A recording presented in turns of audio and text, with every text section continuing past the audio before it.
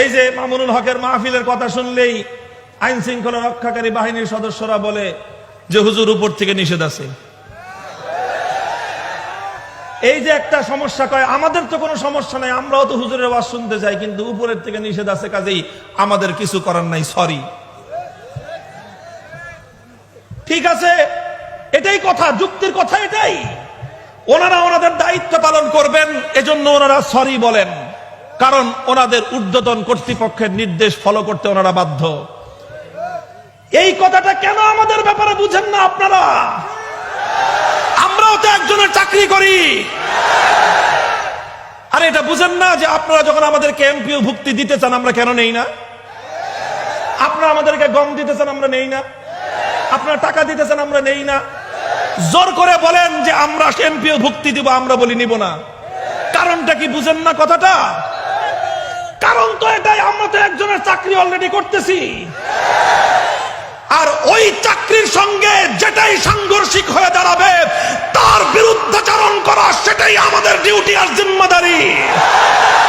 আল্লাহর কসম খেয়ে বলি, ক্ষমতার হালুয়া রুটির ভাগ বাটোয়ারা অর্জন করা আমাদের জিন্দেগির বিন্দুমাত্র লক্ষ্য নয়। আমরা ওই ক্ষমতার সিংহাসনের চেয়ে আল্লাহ প্রদত্ত আমাদের ওই সালার চটকে অনেক বড় সৌভাগ্যের বিষয় মনে করি। মাদ্রাসার তালেবে ইলমদেরকে যারা করুণার দৃষ্টিতে দেখেন, দৃষ্টিভঙ্গি বদলান, দৃষ্টিভঙ্গি বদলান। ভ্রাতৃত্বের দৃষ্টিতে তাকাবেন, আমি আপনার দিকে ভ্রাতৃত্বের দৃষ্টিতে তাকাবো। প্রভুর দৃষ্টিতে তাকাবেন, চোখ উপড়ে ফেলবো। বাতিলরা যদি একদিন গানের আয়োজন করে, আপনারা ওয়াজ মাহফিল করবেন 3টা, পারমিশন দিবে না? পারমিশন দিবে নাকি? ভাড়াটিয়া থাকি?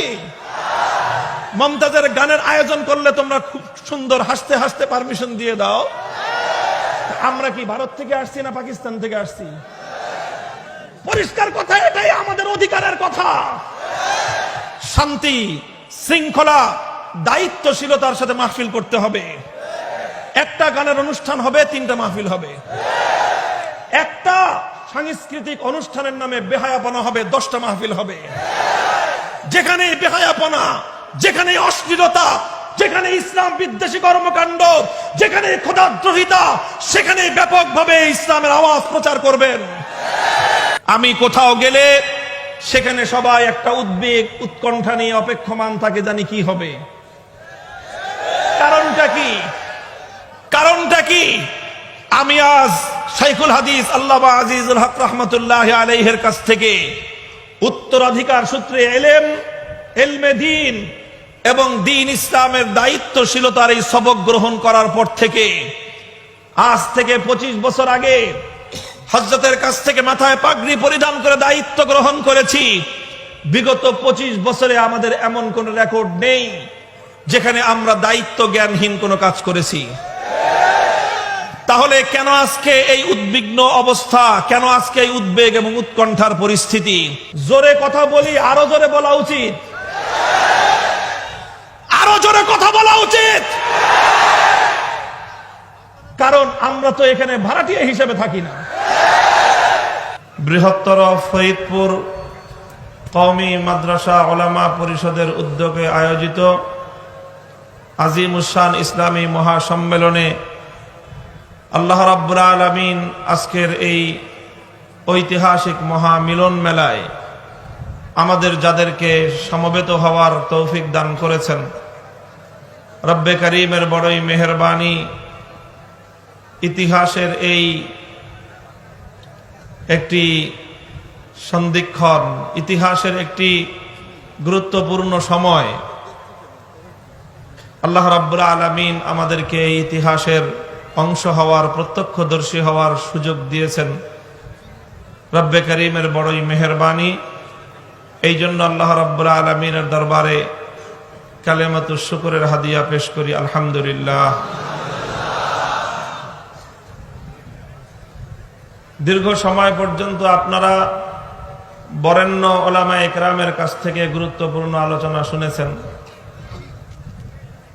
আমার পূর্বে বাংলাদেশের খ্যাতিমান এবং অত্যন্ত জনপ্রিয় দুজন আলোচক আপনাদের সম্মুখে বক্তব্য রেখেছেন আমাদের রাবেতাতুল ওয়াইজিন বাংলাদেশের সম্মানিত সভাপতি হযরত মাওলানা আব্দুল বাসেত খান হাফিজাহুল্লাহ, তার পূর্বে রাবেতাতুল ওয়াইজিন বাংলাদেশের অন্যতম উপদেষ্টা মাওলানা খালেদ সাইফুল্লাহ আইয়ুবী হাফিজাহুল্লাহ তাআলা ওয়া রাআহ বক্তব্য রেখেছেন। এছাড়াও আল্লামা হেলাল উদ্দিন সাহেব শেখুল হাদিস দামাত বারাকাতুহুমুল আলিয়া সহ স্থানীয় উলামায়ে কেরাম বুজুর্গানে দ্বীন আলোচনা পেশ করেছেন। সম্ভবত আমার পালা সর্বশেষ আলোচনার মঞ্চে দেশের বরেণ্য বৃহত্তর এই ফরিদপুর অঞ্চলের বরেণ্য উলামায়ে কেরামগণ উপস্থিত আছেন। আজকের এই জলসায় সভাপতিত্ব করছেন হযরতুল আল্লাম হযরত মাওলানা আকরাম আলী সাহেব হুজুর দামাত বারাকাতুহুমুল আলিয়া। সকলের পক্ষ থেকে কিছু কথা বলবার জন্য আমি উপবিষ্ট। আলহামদুলিল্লাহ, আমি যেই কথাগুলো বলি এবং যেই কথাগুলো শোনার জন্য আপনারা, শুধু আপনারাই নয় বরং বাংলাদেশের প্রায় প্রতিটি অঞ্চলের তৌহিদি জনতা তারা অনেকটা উন্মুখ হয়ে থাকে। তারা বাঁধ ভাঙ্গা জোয়ারের মতো মাহফিলগুলোতে ছুটে আসছে। কথাগুলো আসলে আমার নয়, যেই কথাগুলো আমি উচ্চারণ করি কণ্ঠস্বরটা আমার, কথাগুলো সকল আলেম সমাজের। কণ্ঠটা উচ্চারিত হয় আমার ব্যক্তিগত মামুনুল হকের, কিন্তু কথাগুলো আল্লাহর কোরআনের। মুহতারাম হাজিরিন, আজকের এই বিশাল মজমাকে লক্ষ্য করে আমি কাটা কাটা কয়েকটা কথা আরজ করব। দীর্ঘ আলোচনা করার অবকাশ নেই। মাহফিলের ইন্তেজামিয়া তারা যতটুকু আয়োজন করেছেন আপনাদেরকে এখানে সমবেত করার, বসবার, আলোচনা শুনবার, উপস্থিতি তার চেয়ে কয়েক গুণ বেশি। এই বিপুল পরিমাণ উপস্থিতি এবং আপনাদের এখানে তিল ধারণের ঠাঁই নেই, এই অবস্থায় এত মানুষের এখানে দীর্ঘ সময় অবস্থান করাটা অনেকের জন্য কষ্টকর। আবেগ নিয়ে, ভালোবাসা নিয়ে আপনারা এসেছেন। আল্লাহ রাব্বুল আলামিন আল্লাহর দ্বীনের প্রতি, উলামায়ে হকের প্রতি আপনাদের এই মহব্বত, এই আবেগ, এই ভালোবাসাকে আল্লাহ কবুল করেন।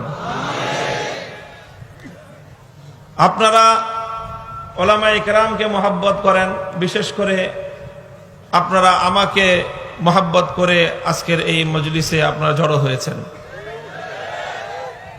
আপনারা যেরকম আমাকে মহব্বত করেন, ভালোবাসেন, আমিও আপনাদেরকে মহব্বত করি এবং ভালোবাসি। এবং আমি আশাবাদী যে আমাদের এই পারস্পরিক এই মহব্বত এবং আমাদের এই ভালোবাসা, এটা আমার জন্য এবং আপনাদের সকলের জন্য কিয়ামতের দিন নাজাতের জরিয়া হবে।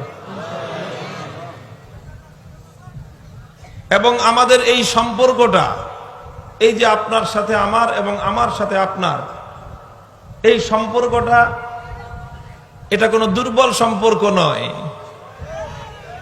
এটা অনেক গভীর সম্পর্ক। এই সম্পর্কটা অনেক দৃঢ় এবং মজবুত সম্পর্ক।